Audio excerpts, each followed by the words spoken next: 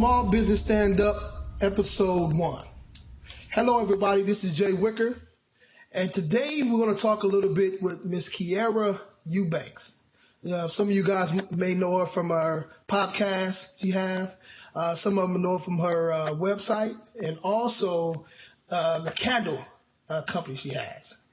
Kiera Co. I'm saying that right, Kiera? Oh, Eubanks and Co. Eubanks and Co. Okay, Eubanks and Co. But before we get started with the interview with Kiera, we're going to talk a little bit about the question for the day, and it is bootstrapping. What is the definition of a bootstrapper?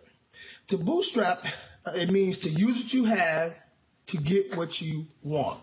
So as an entrepreneur, in order to bootstrap, you don't want to get a loan or have an investor invest in your company.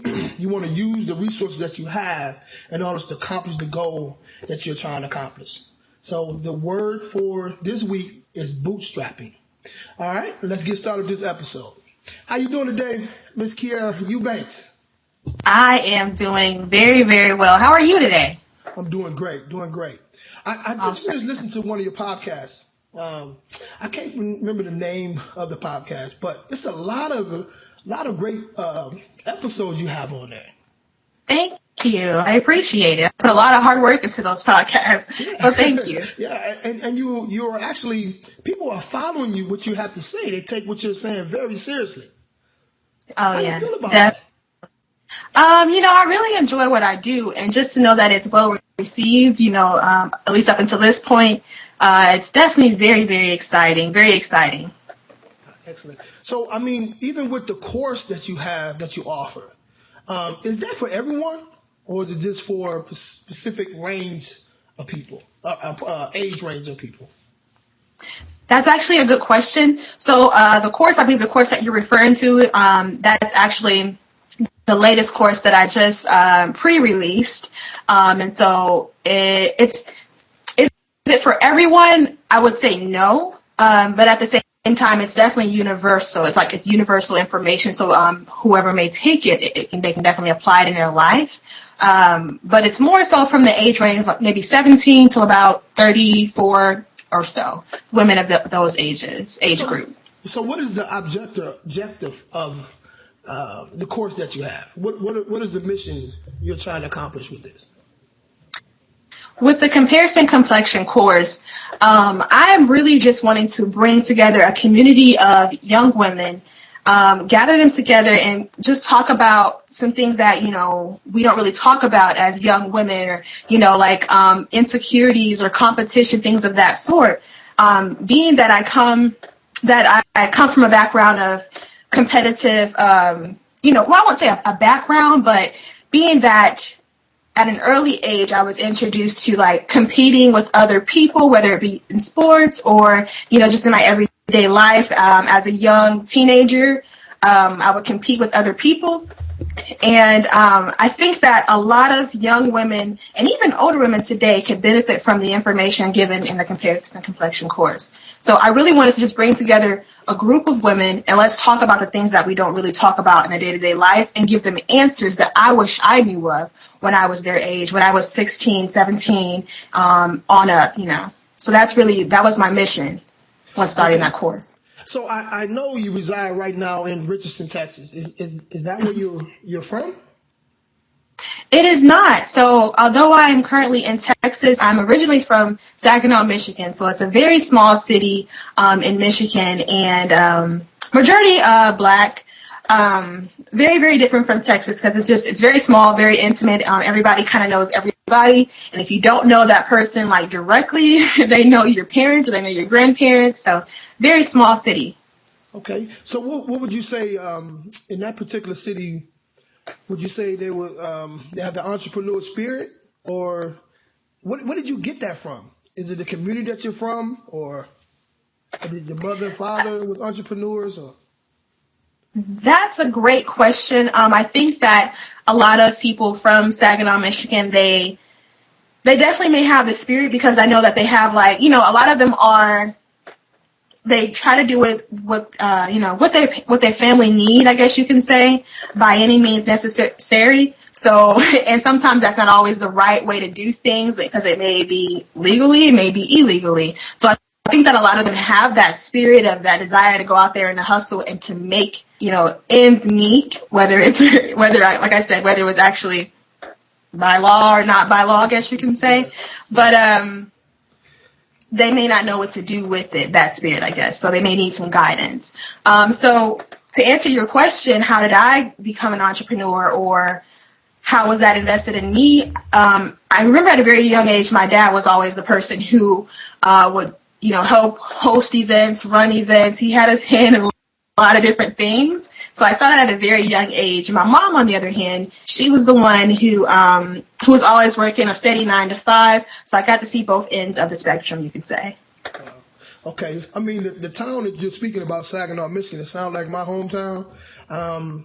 It gives you the drive, right? Unfortunately, in the world we live in today, that a lot of times we may have this drive, but not knowing how to direct our blows to accomplish a goal.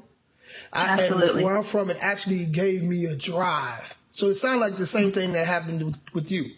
But it wasn't until you came to Richardson or to Texas where you actually see where to strike your blows in order to accomplish your goal. That's huge. Absolutely. That's huge. Yeah, That's huge. So tell me a little bit about your father. I mean, you said he is an entrepreneur. Did he have a job, or was he just strictly an entrepreneur?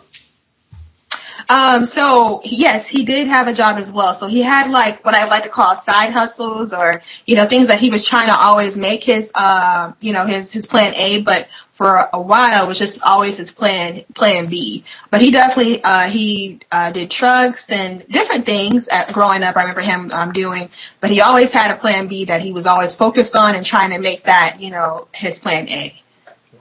Wow. Okay. That's huge right there. I mean, so, did you follow suit? I mean, do you have a full-time job and also a part-time job as well? Or how are you providing for your family? Just strictly as an entrepreneur?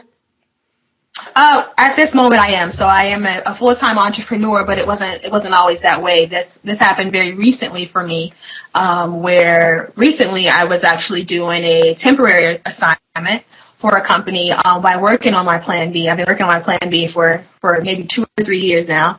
But the situation kind of presented itself where the assignment ended, and so now I'm able to go ahead and just focus on, focus on Eubanks and Co. and focus on Meek and Modest and really just go hard for it.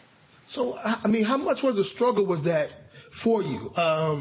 Because, as an entrepreneur, to think of something, now actually putting it into action and leaving your job behind, was that a struggle for you?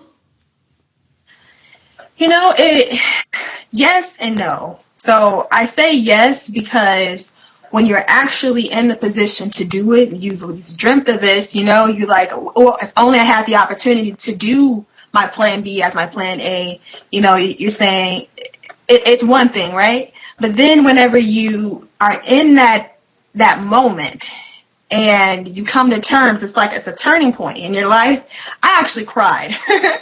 To be completely honest with you, that day my last day at that job, and I'm on my way home, I cried. It was tears of joy, So in that aspect, I knew that I was turning a new chapter in my life, turning over a new leaf, and it was overwhelming for me. But at the same time, I was ready. I was ready to go for it. I tell you, I have yet to reach that yet. Where you actually walk away from your full-time job. And how does it feel, that day when you actually said, my time is my time now, right? To where you ain't got to go punch the clock no more. Everything that you do, you get 100% of that. And everything that you don't do from going forward, you get 100% of that. That had to be kind of scary, I would imagine. Yeah. It definitely is. It's a huge weight, and I like to say that it's a trade, right? It's an investment.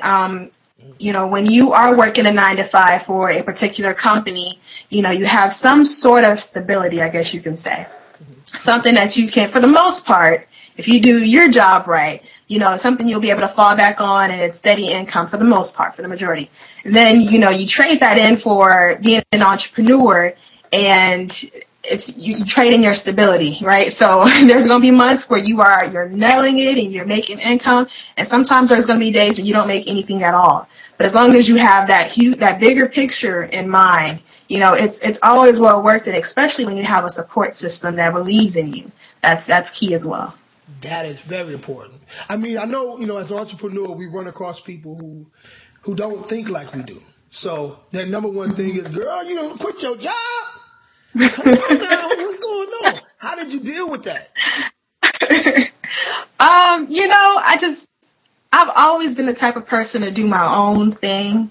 And I never really leaned on too many other people's opinions. I live by my own standards, so to speak. And so I don't really need other people's opinions. So when things like that occur and they really didn't just come out and blatantly tell me that. It was more, I knew they were thinking it, right? Because that when they're thinking it. So that was it for me. But I just, okay, I kept it rolling. I was like, I can show you better than I can tell you. So that's what I was about. Okay. So now we go from where you're from, where you reside at. Mm-hmm. You're walking away from your job.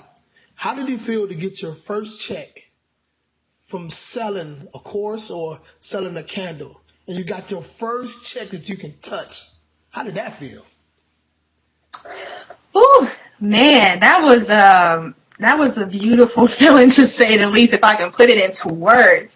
Because it's one thing to have a goal. It's one thing to strive for that goal. It's one thing to believe in yourself and to envision something. But when you actually create what it is that you had in your mind for such a long time, and then after that, you have people who start to put their money in your bucket as well, it's just crazy. So when I got my first check from Eubanks & Co., that was the first company that I actually founded.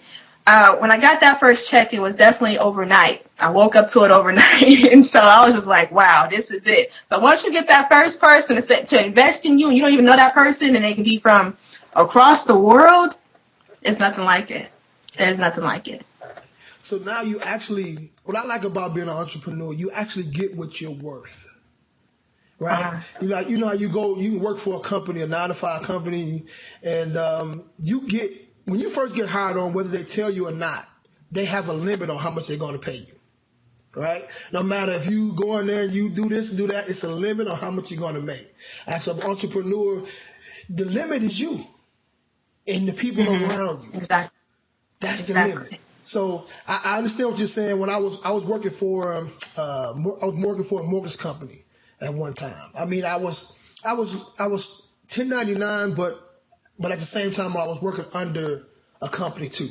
So I wasn't 100% an entrepreneur, but let's say 99%. If I didn't want to work, okay, I didn't have to work. But when I first got that paycheck after using my mind instead of using my body, that was major for me. Everything else is down. It's over. I can't work for no structure no more without having some kind of side hustle. So I commend you for that. I definitely commend you for that. Thank you. Now, you said something about Eubanks & Co. As far as candles, right? Tell me a little about your candles. Do you get them from a distributor, or do you make your own candles? Or tell me a little about your candle line.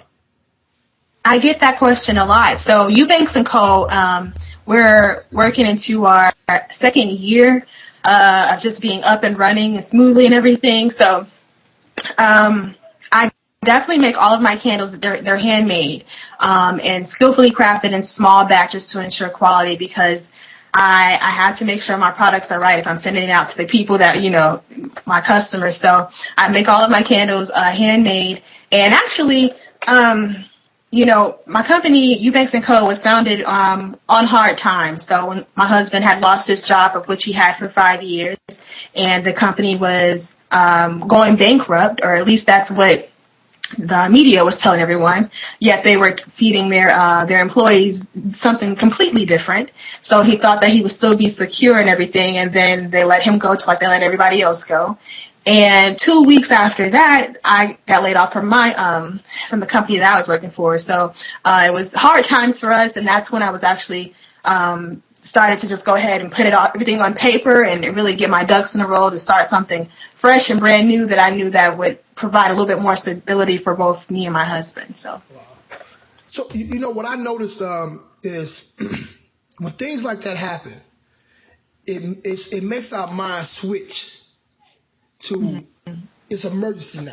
It's 911, right? Do you think if that wouldn't have happened to you, would you become an entrepreneur as fast as you have? I wouldn't have at all. I wouldn't have. Yeah. No. Yeah.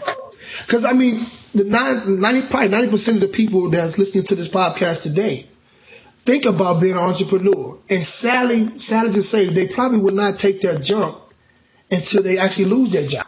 So, again, I commend you, and I'm sad it probably took to that situation actually to make you do that, but you there now, you winning. You winning. So, and just to let everybody know out there, actually, me and my wife are hashing them candles, and they are scrumptious. You know what I'm saying? The names that you made for them are just what they are. I posted that recently on my Facebook about those candles. So, how is the orders going on that? Are you still selling them right around this time of year? Or? Yes, the orders are definitely still coming through. You can actually visit the site in about 2 weeks. It's going to probably relaunch, just with improvements and things of that sort. But that business is definitely still going very well for us. And what is that site again? Eubanks & Co. So that's EUBANKS ANDCO.com. Okay. So what would you tell any person that's out there that's looking to become an entrepreneur? What would I tell them? I would definitely say to invest in themselves. It's a must. So a lot of times as creatives, people or entrepreneurs, we have this thought in our head and we know that it's going to survive, outside of our brain, as a living thing. But before you start to put your pennies into everything, I guess you can say, definitely pick up a book, go to YouTube, join communities, things of that sort, and really just become wealthy in knowledge on whatever it is that you're trying to pursue before just jumping into it. That's what I would definitely advise them. Now, we know as an entrepreneur, we know it's not like a regular 9 to 5, right? So how are you able to manage that? Because now you say you're fairly, almost still a newlywed. Your husband is working. You are an entrepreneur. You have several businesses. So how are you able to juggle this? Great question. So for Eubanks & Co., I work about 4 hours out of the day. And that's normally actually later in the week. So from Thursday, Friday, Saturday, and Sunday, that's when I work on Eubanks & Co., which is my candle company. And then the other days of the week, early in the week, that's when I work on Meek & Modest. And I work on that for about 4 hours out of the day as well. So that's how I currently and how I'm doing it. Of course, I do have other priorities like being a wife and making sure that, my household is still smooth, and those things take first priority. But yeah, 4 hours out of the day specifically on my companies and my businesses and getting that in order. Okay. Now, as a beginner entrepreneur, how did you advertise your business? Because we know, as starting off, we don't have a lot of capital as a lot of these, businesses have. How did you start your business? How did you promote your business? Well, my first avenue of promoting my business was definitely through Facebook. I had to start with people who knew me and who knew my story and who knew my background. And so that's where I started. I started Facebook because I'd already had a reputation of just being someone that I take myself pretty seriously for the most part, so a lot of people who are, follow me on Facebook, they know me as a certain type of person. So I knew that, once I put myself out there and put my story out there and had a product to match that, that they would definitely want to grab and support and hold on to that. And that's exactly what they did. So that was my first avenue of really marketing myself. And then once I saw that people were catching on to it like fire, to be completely honest with you, which I'm grateful for. And then I went to other extremes of social media. So Instagram is now my number one way of marketing myself. Okay. So you basically you went to a lot of free services in order to promote yourself. So you definitely encourage people to do that as well. I think what tend to happen, especially with young entrepreneurs and people who've been in business for a long time, once they build up a certain amount of capital, they tend to throw money at the problem. When if you think about it as, I don't have any money, how do I get this done without any money? Right? Mm-hmm. Yeah. You tend to work out a way to get it done. You know what I'm saying? So I commend you again on that. So, and that's exactly how we're going to promote this channel and any other things that we do as well, is actually do social media and things like that. And then once we get everything built up, we will try to, throw some money at it and make it a little bit more bigger. But Absolutely. And I feel like, especially when you're starting up a business, you want to keep your overhead as low as possible. And as I recently read in one of the books that I've been reading, is just that, if you don't have time, then you have to invest, your money into things. And if you don't specifically have the money when you're starting up, then you have to invest in your time and learning the different resources and such as well. So. And what I noticed too on your site, that you have people reaching out to you now. Well, you got enough people following you. Every time you post something, now you got people actually reaching out to you, trying to do joint venture with you. Can you talk a little bit about that? Absolutely. So, on social media, people do reach out, whether it's businesses, other small businesses, or people who just enjoy the podcast, enjoy the Meek and Modest website, or enjoy the candles. They definitely make it a point to reach out. And to each of those people, I also try to go ahead and make it a point to reply to them. And that's really a life of its own when it's all said and done, because there's going to be people, when they see that you're thriving, they're going to want to collab with you and join with you, and that's awesome as well. Absolutely. Mm-hmm. So what are some of the pushback you have got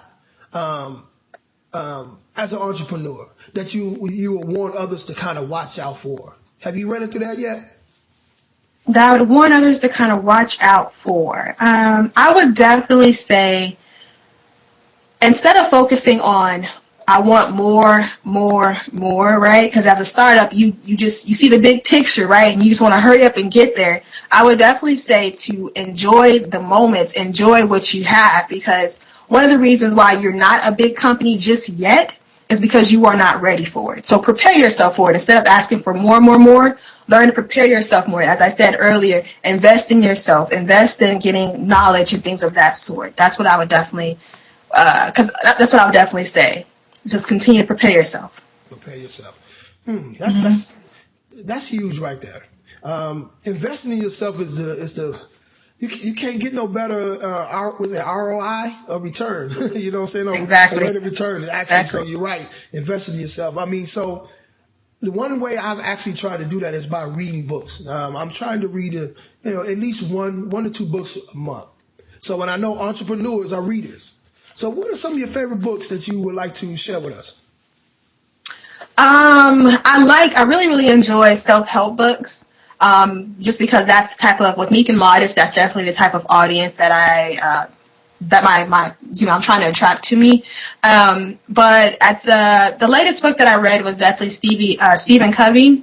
I think it's called The 7 Steps of Successful People or something of that sort. But normally Stephen Covey, anything is pretty genius. You'll definitely get a lot, than what you expect out of his book. So. Stephen Covey. Okay. Mm-hmm. Oh, wonderful. So if you had a chance to talk to the 21-year-old you, what would you tell yourself? I would definitely say to apply myself in every way possible, and to continue to feed that thirst for knowledge and feed that thirst of just wanting more for myself. I guess in a sense, invest in myself more. That's what I would definitely tell myself, the younger me. So, another question here. I mean, as an entrepreneur, would you help other people? If somebody came to you and asked you a couple of questions about how to do different things, whether it's advertising on YouTube or different things like that, would you help in that situation? And if so, why? Definitely. I would definitely help other people because, I feel like once we learn something and we feel like not a lot of people know, we're eager to talk about it, whether that be spiritual things, whether that be financially, whether it be just learning a new recipe in the kitchen, so something that brings joy to you, you're going to bubble forth and you're going to talk about it to people. So this business is my businesses, my companies, it's a whole new world to me. So if ever someone came to me and asked, how did you do this or why did you do this? I would definitely share with them what I know, but more importantly, I will show them how they could actually go about doing it for themselves, so not just coming to me for a quick answer, but saying this is the source, giving you a book, giving you a tutorial. And that way they'll be able to appreciate it a little bit more. Yeah. I was on your site the other day and you talked a little bit about there's no competition, right? Mm-hmm. Only competition is you.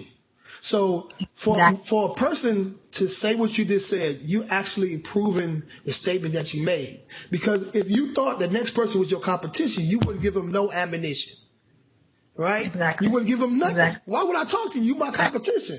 As an entrepreneur, there's no competition. You're your own competition. If you're watching other people, you're losing. I like that. If you guys get a chance to go on her site and look that up, you'll know exactly what I'm talking about. You said that with conviction too. You meant all of that. Oh, I definitely believe it. Thank you for tuning in. I appreciate it. You're absolutely right. So yeah, if you're watching what everybody else is doing, you were never in the game to begin with, simply because, you're focused on everybody else and not on yourself and not what the hurdles that you have to overcome, personally. And a lot of people, they just don't get that. So instead of outdoing the next person, outdo yourself, and that way you're constantly winning. I say all the time, just because a person is winning in a certain area, right, that you want to succeed in, but you maybe haven't gotten there yet, or just because they're losing in a certain area, it doesn't necessarily mean that you're winning. Their growth may come to a complete stop, and that means it doesn't mean that you're winning, that it will never equal you winning. So, I agree. Exactly. So, I mean, like we just talked about, where you come from, a small community, moving to another big city, getting married, your husband losing his job, you losing your job, you become an entrepreneur, podcast, you got website, you got candles, you are, from what I understand, you're very you're outspoken when you're dealing with anything that I haven't seen you talk about, all the different topics you talk about, and you have this. I love this name of your podcast, the Meek and Modest. That's kind of way out there with this world we're living in, but that's a bold statement.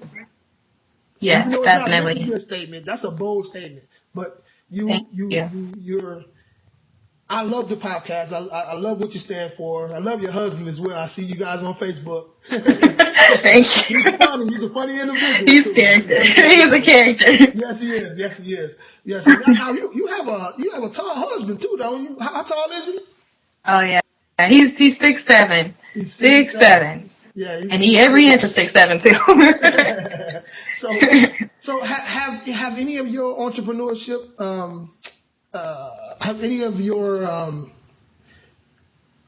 has he became an entrepreneur as well, or how does his feelings? How is his feelings when it comes to being an entrepreneur? When it comes to you, I know probably when he first started, it wasn't like it is now. I imagine. I'm not for sure. I imagine.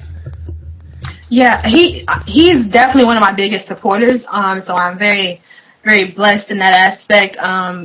Sometimes I question myself. Is this the right direction that should I take my company in? There's so many different avenues that you can go in when you are your own boss, right? So sometimes, I question the decisions before I actually make them, and he's always been there backing me, supporting me, and just kind of whispering in my ear, so to speak. So he's all for it. He's all for it. He's allowed me to continue pursuing, both of my companies, and I'm really blessed in that aspect. Oh, that's huge. That's huge. Well, this has been, like I said, this is the first one. This is the first one I officially have on Small Business Stand Up, where we're going to encourage entrepreneurs to stand up, stop hiding behind that 9 to 5, and get out here and start living your life, living your dream, right? So we want to bring something out to everybody that's listening today. And Kiera, you want to do that? Absolutely. So for those of you guys who do not know, Jay Wicker, he's definitely my father. So he's been the one that, what'd you say? Surprise! Oh, yeah. He's definitely been the one who's always had the entrepreneur spirit, the entrepreneur mindset, and I'm glad to have him in my corner. Now, when I have, questions or need a little bit more encouragement, he's definitely there. So, yeah. Well, again, I always tell you, I'm proud of you, and just go get it. Nothing's stopping you but you. Absolutely. The only person that can stop you is you. That's it. Absolutely. That's it. So, hey, thanks for being part of this podcast. Look forward to hopefully being on yours one day. Thank you. So, and Kiera, again, is there anything did we leave out that you want to talk about, or tell them how to get in contact with you? Oh, absolutely. So, if you guys like to get in contact with me, see a little bit more of what I'm about, join the course maybe eventually, or even buy a few candles. My website is meekandmodest.com. So that's Meek. And it's the letter N as in Nancy, modest.com. And that's where you can join the course and join my community. And if you'd like to purchase a candle or just hear more about the backstory about my husband and I and how we got started, Eubanks & Co. is the website for you. And I think I spelled that out earlier, but for those of you who did not catch that, it's EUBANKS and co.com. And you can also email me. So you can also email me. Okay. Uh-huh. Now, what's your email address one more time?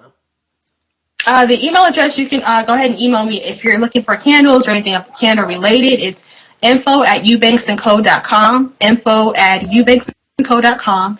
And anything Meek and Modest related, you can definitely reach me at hello@meekandmodest.com. And I'm on social media everywhere under those same handles. So Meek and Modest, and then also Eubanks and Co. as well. So hopefully we can get in contact and keep in touch. And if there's any reason you guys didn't get those, the website and email address, you always can you can email me and I can forward you whatever you need. Go to it's actually business to business, the number 2 business@gmail.com. So business@gmail.com. So once again, I want to thank everybody for being part of this first episode. It's definitely going to be a monumental situation, and I want to thank my daughter Kiera Eubanks for being part of this as well. And I love you. Thank you. Love you too, Dad. Have a great day. Small business stand up. Small business stand up.